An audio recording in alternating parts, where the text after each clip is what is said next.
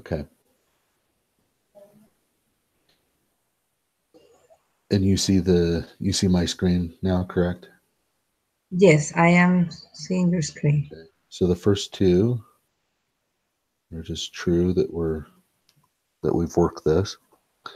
Um, so which hypothesis involves equality? And that would be the null hypothesis, No hypothesis. because Mm. that would Oh, all, yes, yes.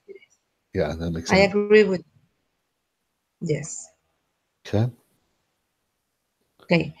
Uh, the p-value is the probability of obtaining a sample statistic at least as extreme as the one that was actually observed. Okay. Used to answer the following. Remember that the p-value is the probability of obtaining a sample statistic at least as extreme as the one that was actually observed. When computing the p-value, which hypothesis do you assume to be true? Okay, with a p-value, um,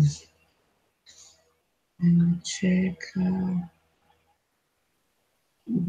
Oh, wait a minute. I got it here.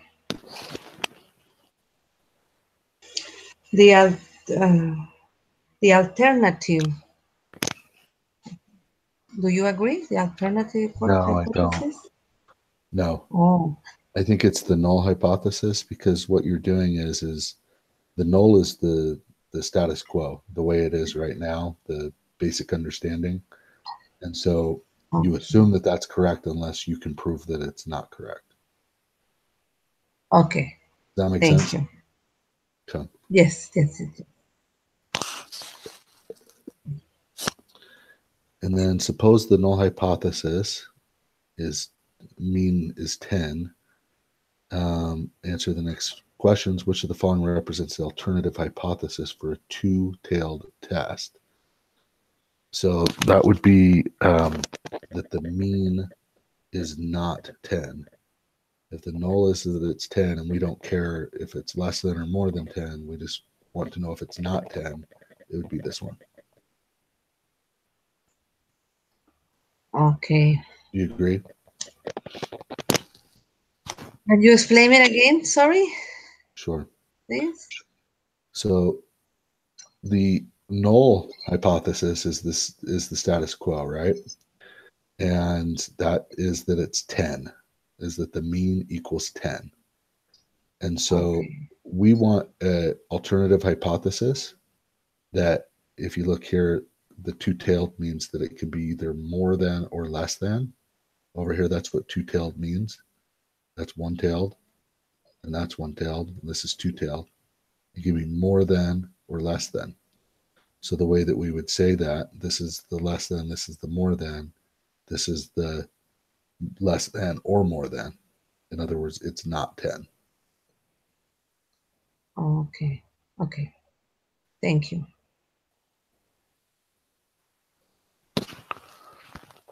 Which of the following represents the alternative hypothesis for a left-tailed test? The alternative for a left-tailed test could be the first one that is not uh, that one. It's not.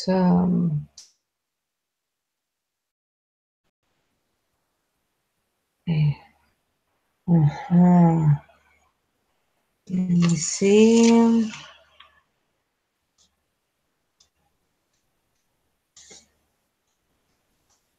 To reject could be p-value. Yeah.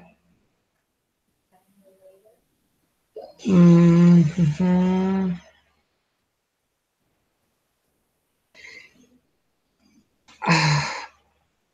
Greater than CETA score? No, it's greater than the level of significance. Oh, we okay.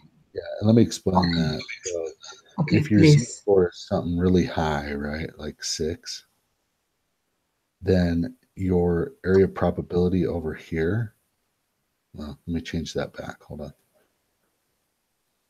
We're just looking at like the to be lower than.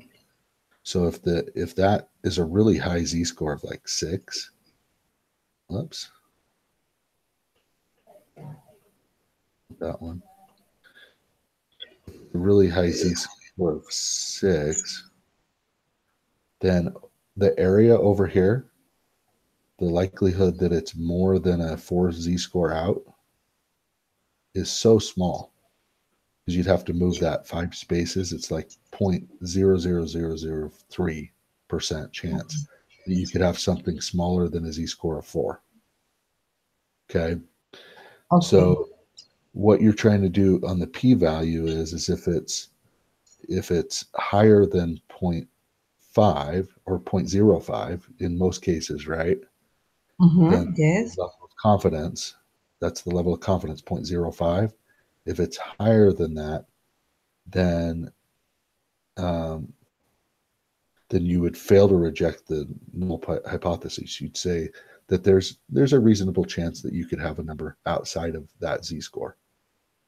But if its p-value is less than zero point zero 0.05, if indeed your level of significance is you're using is zero point zero 0.05, then the chances of something being over here, like in this case, are really, really small. And so you would reject the null hypothesis. Okay. Okay. Thank you.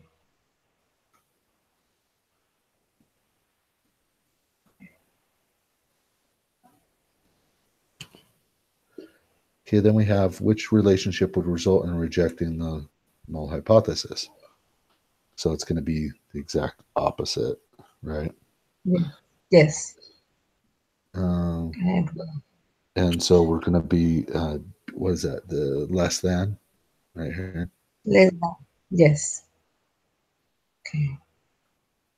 So if the Thank p you. value is less than, we're going to reject The that's the zero okay. point zero 0.05. We reject the null hypothesis. Okay. Thank you. An insurance company is reviewing its current policy rates. When originally setting the rates, they believed that the average claim amount was $1,500. They are concerned that the true mean is actually higher than this. Use this information for the next question. Which of the following would be the appropriate alternative hypothesis? Okay, since the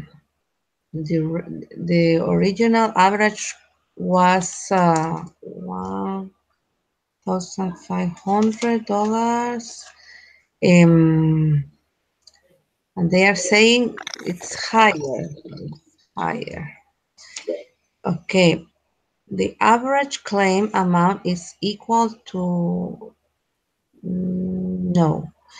The average claim amount is not equal to 1,500. The average claim amount is greater than. Okay, I think it's the third one. The average claim amount is greater than $1,500. Yep, I agree. Okay. So which of the following would be the appropriate null hypothesis? So it's the status quo where they had believed that it was equal to 1500. Okay. I agree. Okay. The insurance company randomly select 40 claims and calculate a sample mean of uh, mean equals 1,600 dollars. Use this information to answer the next three questions. Okay, I will write it. Number it's 40 claims, and the mean is equals, right? Yeah, I don't think you actually have to do any math though on this one. It's just Oh, logic. okay, okay. Thank you. The insurance company assures the distribution of the sample mean is normal. Is this a good assumption? It is a good assumption since the sample size is large. It is not a good assumption since the sample size it is also is normal. It is not a good assumption. Okay, I think it's the first one. It is a good assumption since the sample size is large. Yeah, I agree. Okay. What theorem or law justifies your answer to the previous question? That's the central limit theorem. Because remember that when you have a large number of samples, then the shape will be approximately normal. I agree with you. Which of the following is the test statistic as defined in the lesson? Test statistic. I wrote that. But let me see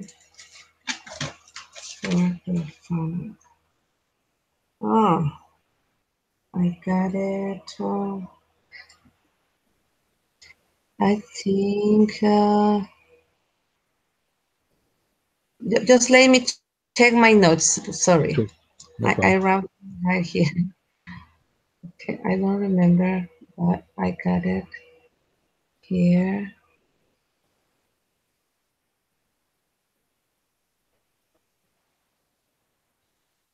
Test statistics. Oh, I don't find it.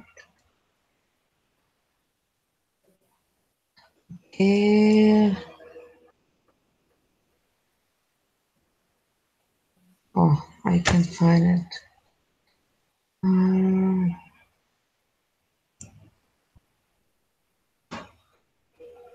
okay, it is Z. B. You said the right thing, Z, but that's B, right? Okay, okay.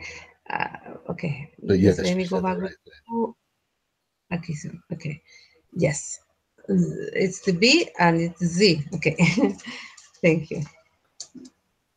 The historical mean of sales receipts at a grocery store is $150 with standard deviation of 40. The store manager suspects that the average has decreased. She sets up a hypothesis test with the hypotheses of the null mean being 150 and the alternative being that the mean is less than 150. She will use a level of significance of 0.05. She then takes a random sample of 36 receipts from her store and computes mean is equal to 144, or the sample mean is equal to 144. Use this information to answer the next four questions. What is the z-score associated with the test? So we know that the deviation was 40, right? The standard Yes. deviation, and we need to get the standard deviation of the 36 samples. So that would be 40.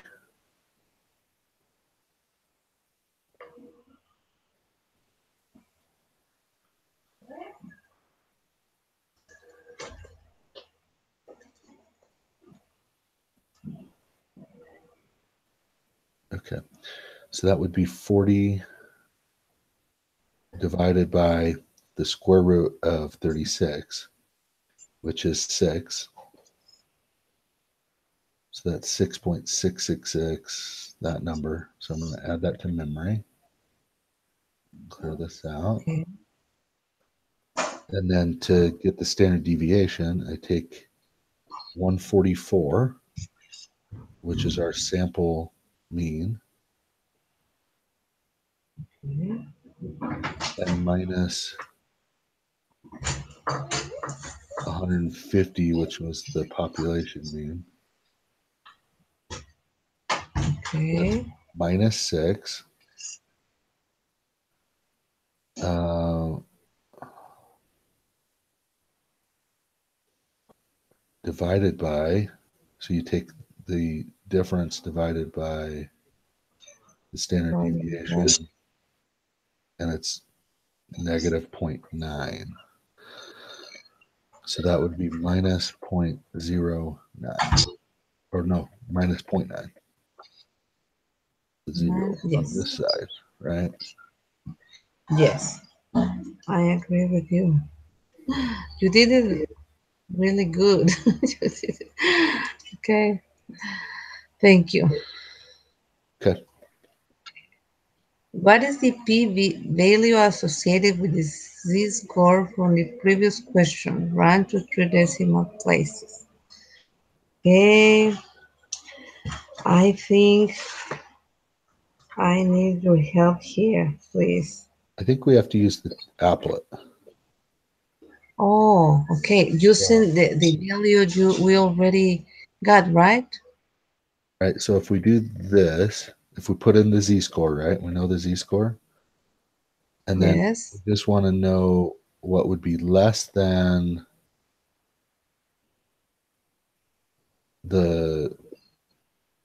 the negative z-score there, less than the 0.9 negative, right? So we're left skewed there. So we put it over here, and I think that's your answer right there. So Okay. your p-value is that. Okay. It would be 0.184.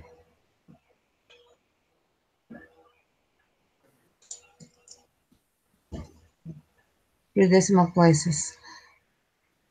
Okay. Thank you. Thank you, Ben.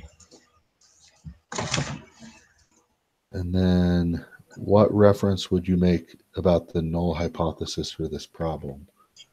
So we're failing to reject because this area over here is more than 0.05. It's Okay. 0.184. If it was 0.049, we could reject the null hypothesis. But since it's above 0.05, we have to fail to reject it. Okay. Thank you. I agree. Okay. What is your conclusion for this problem? We have insufficient evidence that the true population mean is 150. We have sufficient evidence that the true population mean is 150. We have insufficient evidence that the true population mean is less than 150. We have sufficient evidence that the population mean is less than 150. Okay. I think because we are failing to reject, so we are accepting that, right? So sufficient we have sufficient evidence that the true population mean is 150. The second one? Well, I don't think you generally talk that way when we talk about uh, Oh, null hypothesis and alternative hypothesis. We don't know that for a fact that the true population is less than 150 because we couldn't prove that it was beyond the p-value, oh, right? So because of that, um, I think we have to say we have insufficient evidence that the true population mean is less than 150. It could be it could be that it's 150. We don't know with any reasonable oh. within the fail parameters. Does that make sense? Can you explain me again, please? Yeah. So right, we came up with they came up with a sample means of 144, right? Yes. That's a little bit less than 150, but we have to prove within a preponderance of the evidence, or that's probably the wrong word, within any kind of reason that that isn't just a low statistic, right? Because that's just a random sample. The actual could be higher, and we could have just gotten a random sample that happened to be low, right? So we have to prove that the chance of this just being a low statistic and the real number is actually 150, and that this is just a, it's a fluke, it's an error, right?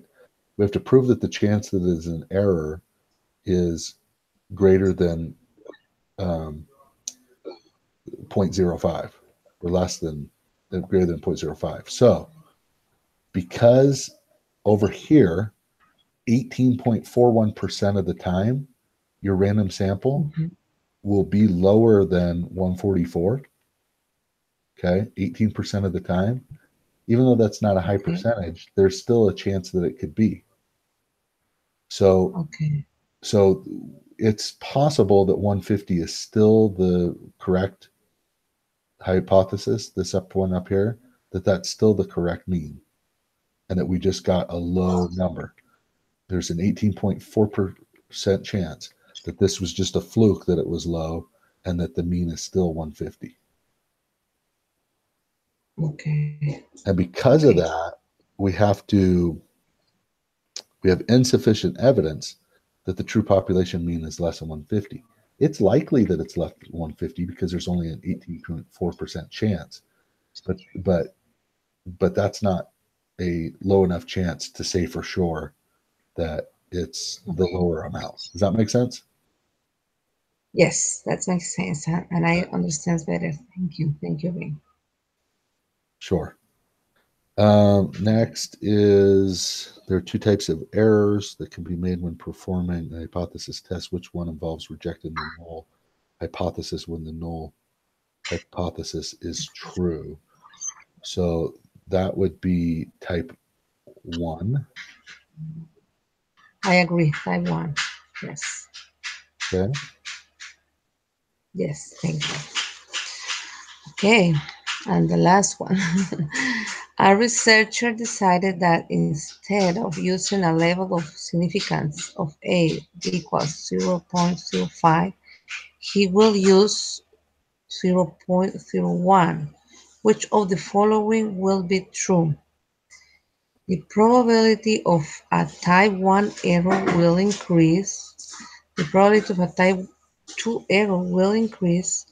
The probability that the null hypothesis is true will decrease, and his experiment will be more scientifically valid. Okay, just let me check it, please. Okay. Um, yes,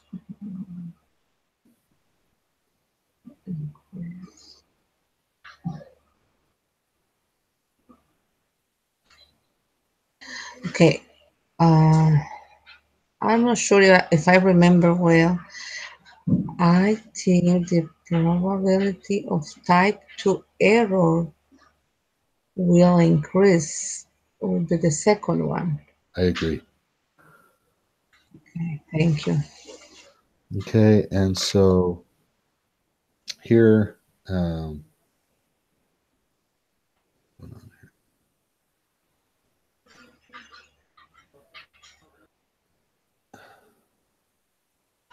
sorry, hold on. All right. My computer kind of just shut down on me a little bit. But anyways, um, what was that called again? That symbol was the, um,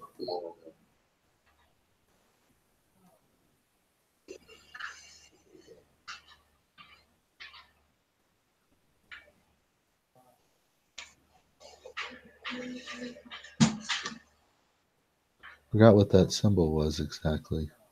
I don't know why I forgot that right now. Okay. Oh, that's what it is. Well, no. Um,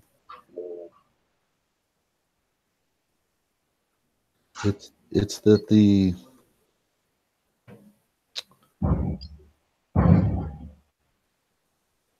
what it is it's the limit of the, what's it called?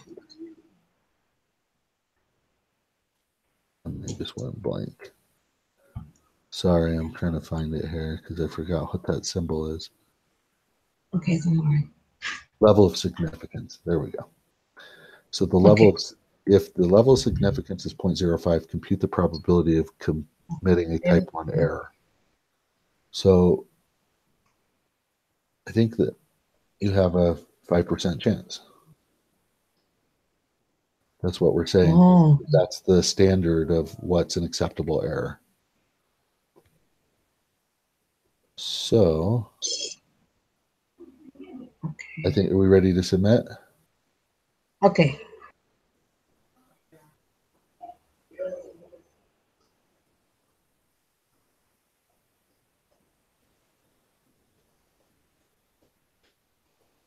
Okay, good. Ah, great. Thank you, Ben, for all your help and explanation. Thank you. No problem. Explanations. Where I have, did this go here? I need to stop the recording. Make sure. okay. Oh, there we are. So we'll stop screen sharing and stop the broadcast.